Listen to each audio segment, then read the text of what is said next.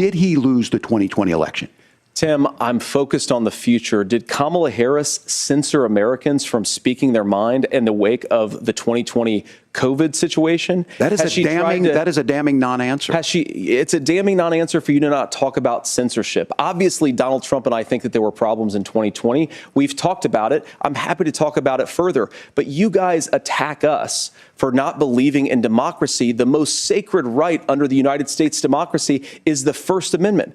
You yourself have said there's no First Amendment right to misinformation. Kamala Harris wants to use the power of government and big tech to silence people from speaking their minds. That is a threat to democracy that will long outlive this present political moment. I would like Democrats and Republicans to both reject censorship. Let's persuade one another. Let's argue about ideas, and then let's come together afterwards. You can't yell fire in a crowded theater.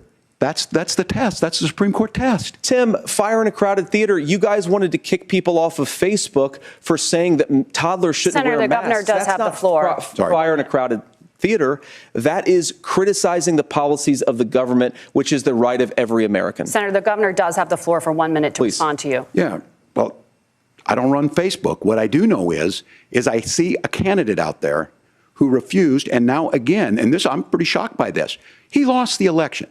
This is not a debate. If you become vice president, why should Americans trust that you will give Donald Trump the advice he needs to hear and not just the advice he wants to hear? Well, first of all, Margaret, because I've always been open. And sometimes, of course, I've disagreed with the president, but I've also been extremely open about the fact that I was wrong about Donald Trump. I was wrong, first of all, because I believed some of the media stories that turned out to be dishonest fabrications of his record. But most importantly, Donald Trump delivered for the American people. Rising wages, rising take-home pay, an economy that worked for normal Americans, a secure southern border, a lot of things, frankly, that I didn't think he'd be able to deliver on. And yeah, when you screw up, when you misspeak, when you get something wrong and you change your mind, you ought to be honest with the American people about it. So first of all, Margaret, before we talk about deportations, we have to stop the bleeding. We have a historic immigration crisis because Kamala Harris started and said that she wanted to undo all of Donald Trump's border policies. Kamala Harris was the Attorney General of the largest state and a border state in California. She's the only person in this race who prosecuted transnational gangs for human trafficking and drug interventions. But look, we all want to solve this. Most of us want to solve this. That's why we had the fairest and the toughest bill on immigration that this nation's seen. But as soon as I was getting ready to pass and actually tackle this, Donald Trump said no, told them to vote against it because it gives him a campaign issue. It gives him what would Donald Trump talk about if we actually did some of these things? The only thing that she did when she became the vice president, when she became the appointed border czar, was to undo 94 Donald Trump executive actions that opened the border. This problem is leading to massive problems in the United States of America. We could come together and solve this if we didn't let Donald Trump continue to make it an issue. And the consequences in Springfield were the governor had to send state law enforcement to escort kindergartners to school.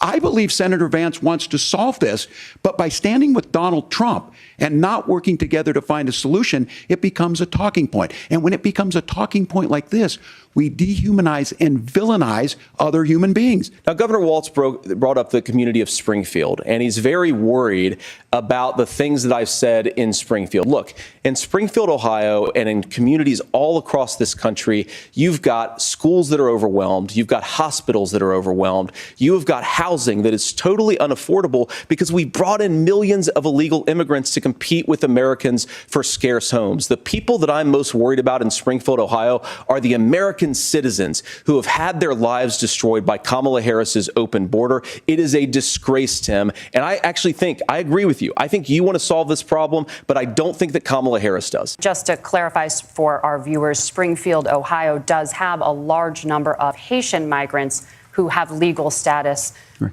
Temporary protected status. Well, Margaret, but thank you, Senator. We have so much to get to. Margaret, I think it's important because we're going to turn out of the economy. Thank you, Margaret. The rules were that you guys weren't going to fact check, and since you're fact checking me, I think it's important to say what's actually going on. So there's an application called the CBP One app, where you can go on as an illegal migrant, apply for asylum or apply for parole, and be granted legal status at the wave of a Kamala Harris open border wand. That is not a person coming in, applying for a green card and waiting for 10 years. That is the facilitation of illegal immigration, Margaret, by our own Thank you, Senator, for leadership. describing the legal process. We have so much to get to, Senator. Those laws have been on the books since 1990.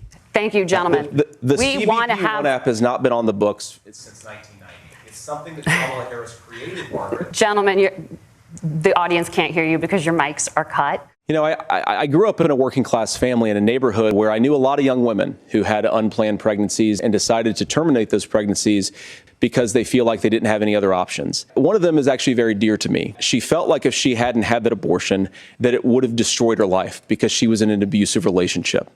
And I think that what I take from that as a Republican who proudly wants to protect innocent life in this country, who proudly wants to protect the vulnerable, is that my party, we've got to do so much better of a job at earning the American people's trust back on this issue where they frankly just don't trust us. And I think that's one of the things that Donald Trump and I are endeavoring to do.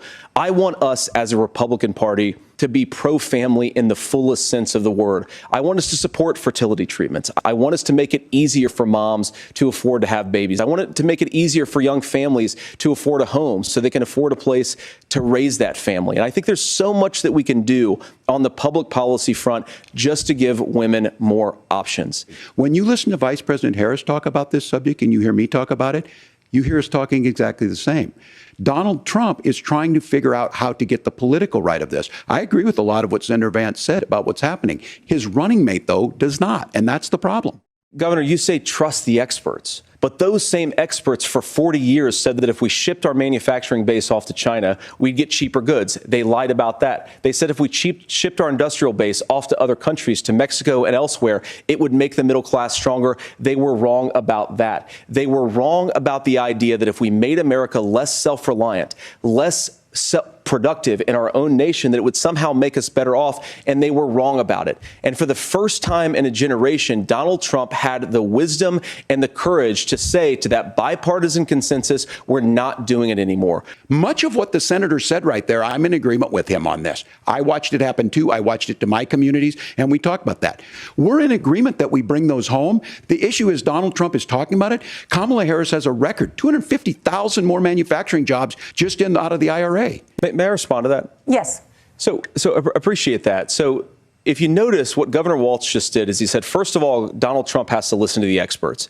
And then when he acknowledged that the experts screwed up, he said, well, Donald Trump didn't do nearly as good of a job as the statistics show that he did. So what Tim Walz is doing, and I honestly, Tim, I think you got a tough job here because you've got to play whack-a-mole. You've got to pretend that Donald Trump didn't deliver rising take-home pay, which of course he did. You've got to pretend that Donald Trump didn't deliver lower inflation, which of course he did. And then you simultaneously got to defend Kamala Harris's atrocious economic record, which has made gas, groceries, and housing unaffordable for American citizens.